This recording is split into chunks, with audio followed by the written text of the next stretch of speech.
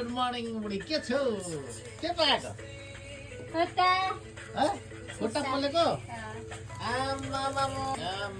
आज त बबाल अचार बनाउने खुट्टाको है नयाँ सालको चाहिँ एकदम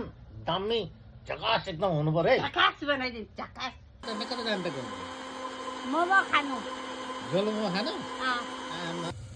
आम्बो पुरा यहाँनिर अनि त्यहाँ ऊ हाल न के भन त टिम्बु टिम्बु हाल्नु हाल्छु नि तिम्रो हाल्छु मिठो ल स्पेशल पकाइदिन्छु जोडेर खाक बनाएको आज स्पेशल खाडेको यस्तो खालको चाहिँ बनाउँछ यो तपाईले मात्रै बनाउँछ यो कुन स्टाइलको हो यो म चाहिँ दामी बनाउँछु खाएर त छेरोटी सिधै सुल छेरोटी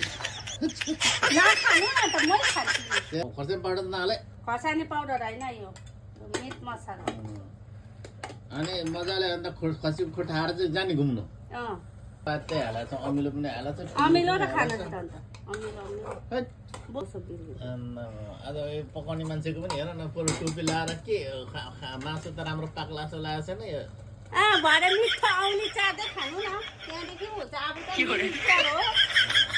छुट्टीमा दामी प्रकारले हुनुपर्छ नि फेरि लाग्छ है ल हड्डी दामी बनाएको छ त हड्डी करेला खतरा रोपेको करेला खतरा खतरा खतरा खतरा खतरा त्यो हड्डी आम्मा खाएको हेरमा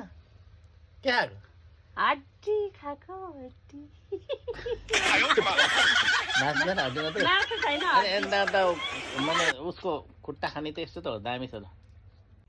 डियर मित्रहरू भिडियो कस्तो लाग्यो हेर्नुभएकोमा धेरै धेरै धन्यवाद आई होप हाम्रो प्रतिक्रिया साथै